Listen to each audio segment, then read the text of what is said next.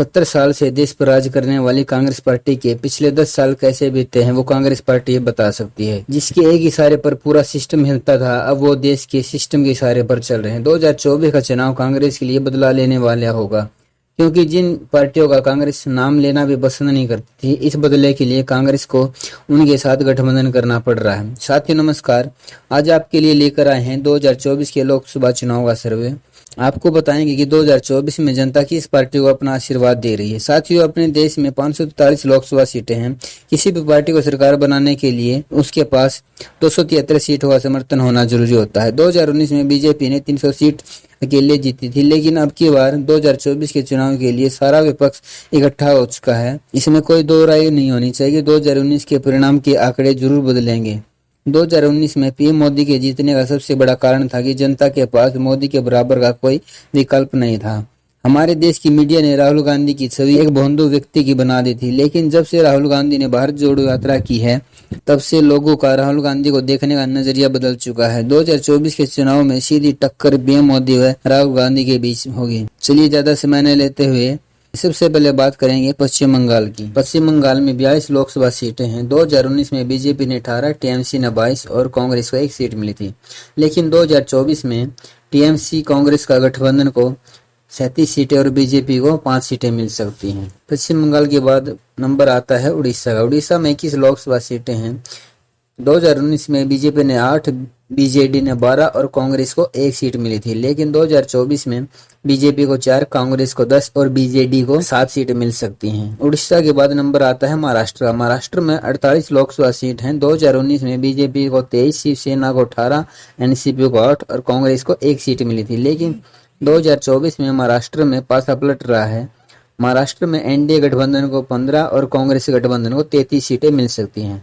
महाराष्ट्र के बाद बात करेंगे कर्नाटक की। कर्नाटक में 2019 के लोकसभा चुनाव में 28 सीटों में से बीजेपी को 25 और कांग्रेस को 3 सीटें मिली थी, लेकिन 2024 के चुनाव में यहां भी बीजेपी को नुकसान हो रहा है। बीजेपी को 15 और कांग्रेस को 13 सीटें मिल सकती। कर्नाटक के बाद नंबर आता है आंध्र प्रदेश का। आंध्र प्रदेश में 25 लोकसभा सीटें हैं। 2019 में वाईएसआर कांग्रेस को 22, तेलुगु देशम को 3 सीटें मिली थी। 2024 के लोकसभा चुनाव में न तो बीजेपी को 1 सीट मिलने वाली है, न ही कांग्रेस को यहाँ पर कुछ मिलेगा। आंध्र प्रदेश में वाईएसआर कांग्रेस और तेलुगु देशम पार्टी का दबदबा रहा है, इसलिए सारी की सारी सीटें यहाँ पर वाईएसआर और तेलुगु देशम को मिलेंगी। वाईएसआर को मिल रही हैं 20 सीटें और 3 मिल रही हैं तेलुगु देशम को। बात करेंगे केरल राज्य की। केरल राज्य में 30 लोकसभा सीटें हैं और 2024 के लोकसभा चुनाव में 30 की 30 सीटें कांग्रेस गठबंधन को जा रही हैं। केरल के बाद नंबर आता है तमिलनाडु का। तमिलनाडु में 38 लोकसभा सीटें हैं। 2024 में 38 में से कांग्रेस गठबंधन को 30 सीटें और 8 सीटें डीएमके को जा सकती है। तमिलनाडु के बाद नंबर आता है तेलंगाना का। तेलंगाना में 17 लोकसभा सीटें हैं। 17 में से 14 कांग्रेस गठबंधन को और 3 बीजेपी को जा सकती है। तेलंगाना के बाद बात करेंगे पीएम मोदी के गृह राज्य गुजरात। गुजरात में 26 लोकसभा सीटें हैं। 26 में से 2024 में बीजेपी को 24 और 2 कांग्रेस गठबंधन को जा सकती हैं। गुजरात के बाद चर्चा करेंगे राजस्थान की। राजस्थान में 25 लोकसभा सीटें हैं। राजस्थान में 2024 के लोकसभा चुनाव में बीजेपी को 20 जा सकती हैं और 5 सीटें जा सकती है कांग्रेस को। राजस्थान के बाद बात करेंगे उत्तर प्रदेश की। उत्तर प्रदेश राज्य में 80 लोकसभा सीटें हैं। सीटों के मामले में उत्तर प्रदेश सबसे बड़ा राज्य है। 2024 में बीजेपी को यहाँ पर 60 सीटें मिल सकती हैं और 20 सीटें कांग्रेस गठबंधन को जा सकती हैं। उत्तर प्रदेश के बाद नंबर आता है बिहार का। बिहार में 40 लोकसभा सीटें हैं।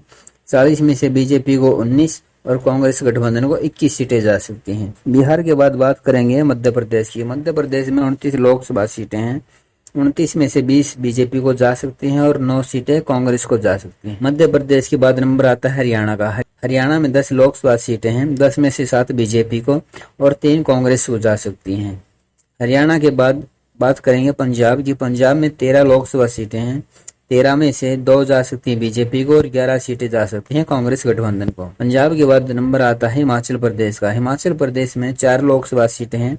4 में से 2 बीजेपी को और 2 कांग्रेस को जा सकती हैं। हिमाचल प्रदेश की बात करेंगे उत्तराखंड की। उत्तराखंड में 5 लोकसभा सीटें हैं। 5 में से 3 बीजेपी को जा रही हैं और 2 कांग्रेस को जा सकती हैं। उत्तराखंड के बाद बात करेंगे झारखंड की। झारखंड में 14 लोकसभा सीटें हैं। 14 में से 8 बीजेपी को और 6 कांग्रेस को जा सकती हैं। झारखंड के बाद नंबर आता है छत्तीसगढ़ का। छत्तीसगढ़ में 11 लोकसभा सीटें हैं। 11 में से 5 बीजेपी को और 6 कांग्रेस से गठबंधन को जा सकती हैं।